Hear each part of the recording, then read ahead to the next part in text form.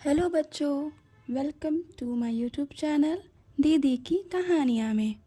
तो आज आपको मैं सुनाती हूँ मनीष के बारे में। तो क्या सभी लोग बेड टाइम स्टोरीज़ के लिए तैयार हैं? ओके, तो क्लोज़ योर आइज़ और स्टार्ट इमेजिनिंग। जो भी मैं बोल रही हूँ उसको आप जैसे टीवी में पिक्चर दिखाई जाती है ना, वैसे ही आँख बंद करके इमेजिन करेंगे। मनीष कौन है? मनीष आप लोग जैसा ही एक छोटा सा प्यारा सा शरारती बच्चा है। उसको खेलना बहुत पसंद है और स्कूल जाना, पढ़ाई करना उसके बस की बात नहीं है।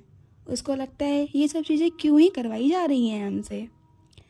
रोज़ शाम को मनीष प्लेग्राउंड में खेलने जाता है अपने दोस्तों के साथ। एक दिन उसने सोचा कि आज शाम को नहीं, आज मैं दिन में जाऊंगा, क्योंकि आज तो छुट्टी है मेरी। वो दिन में सुबह चला जाता है 10 बजे के करीब खेलने के लिए। उसे क्रिकेट खेलना बहुत पसंद है। वो वहाँ जाता है, थोड़ी देर वेट करता है अपने दोस्तों का। धूप बहुत तेज़ होती है, उसको गर्मी लग रही होती है, पसीना बह रहा होता है और वो थोड़ी देर तक वेट करता रहता है। उसका कोई दोस्त नहीं आता। उसे लगता है शायद ये सब लोग आज फिर शाम ही को ही आएंगे। जब वो लौटने को होता है तो एक बड़े ही से पेड़ के नीचे वो थोड़ी देर आराम करने के लिए रुक जाता है, क्योंकि धूप इतनी तेज़ होती है कि उसके पैर हाथ सब गर्म हो रहे होते हैं। जब वो आराम करने के लिए उसके नीचे बैठता है पेड़ के पास, तो उसको एक रोने की आवाज़ सुनाई देती है। जब वो उस आवाज़ को सुनता है, वो सोचता है ये आवाज़ कहाँ से आ रही है, ये कौन रो रहा है। तो वो ध्यान से देखता है कि पेड़ के पीछे की तरफ वो पेड़ रो रहा होता है। हाँ भाई, पेड़ रो रहा होता है। अभी सुनो। अब वो पेड़ जो जहाँ से उसकी बड़ी बड़ी शाखाएं निकल रही होती हैं, वहाँ पे उसका एक छोटा सा मुंह होता है और उस मुंह से उसके आंसू बड़े बड़े टप टप टपक रहे होते हैं। तो वो पेड़ से पूछता है, क्या हुआ तुमको, तुम रो क्यों रहे हो? पेड़ बोलता है कि अब मैं क्या बताऊं, मैं भी ऐसा ही तुम्हारी तरह अकेला हो गया हूँ।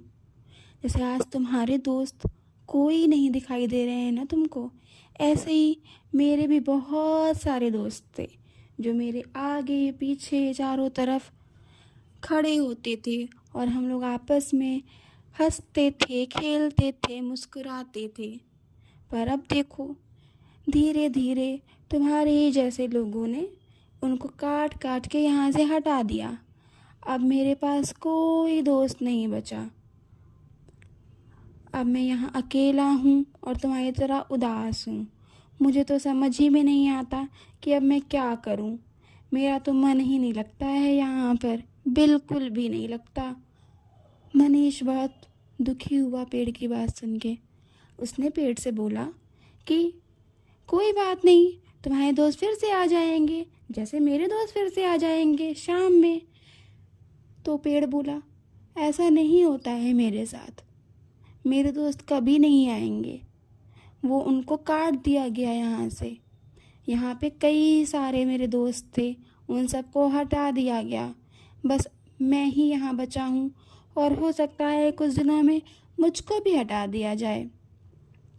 मनीष जब पेड़ की ये बात सुनता है तो उसे बहुत बुरा लगता है। वो सोचता है कि वो क्या करे उस पेड़ के लिए जिससे वो पेड़ खुश हो जाए। फिर वो पूछता है कि अच्छा ये बताओ कि मैं ऐसा क्या करूं जिससे तुम्हारे सारे दोस्त वापस आ जाएं और तुम मेरी तरह खुश हो जाओ। पेड़ बोलता है, अब मैं क्या ही बताऊं।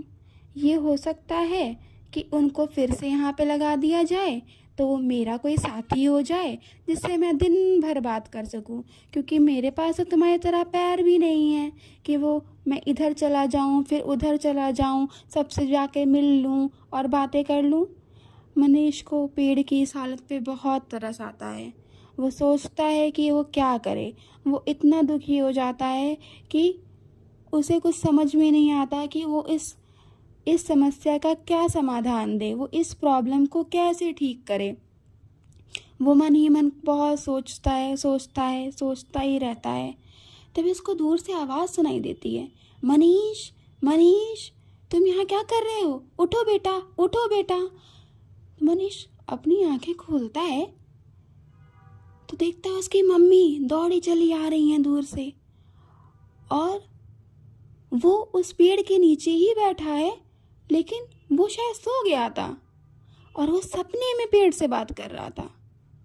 जब मनीष उस पेड़ की तरफ देखता है तो उसे लगता है कि शायद वो सपना सच था। वो पेड़ शायद उससे यही कहना चाह रहा था कि वो बहुत दुखी है।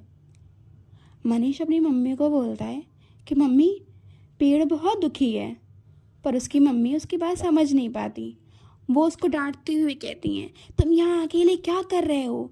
मैं तब से वहाँ इंतज़ार कर रही हूँ तुम्हारा, कोई नहीं है तुम्हारा यहाँ दोस्त, अभी अकेले तुम यहाँ पर हो, तुम्हें कुछ हो जाए तो मैं क्या करूँगी?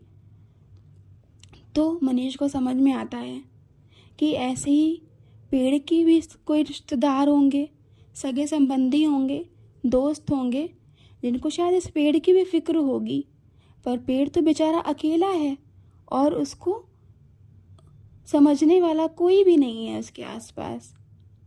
लेकिन मनीष ये बात किसी से नहीं कहता और वो चुपचाप घर चला जाता है।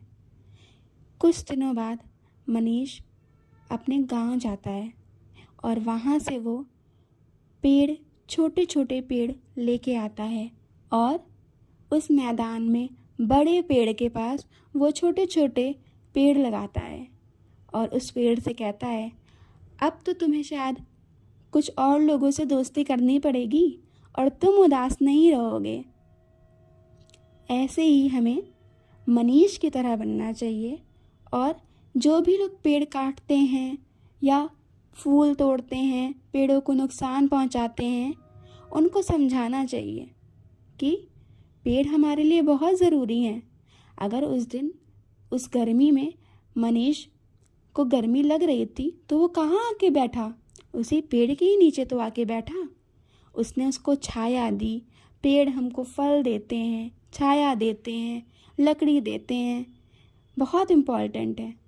तो सिर्फ मैदान बनाने के लिए या घर बनाने के लिए या बड़ी बड़ी बिल्डिंग बनाने के लिए पेड़ों को जब काटा जाता है तो हमें कुछ और पेड़ भी तो लगाने चाहिए, ताकि जो पेड़ अकेले रह गए हैं उनके आसपास उनके दोस्त तो रहें, उनका परिवार तो रहे, उनके रिश्तेदार तो रहें।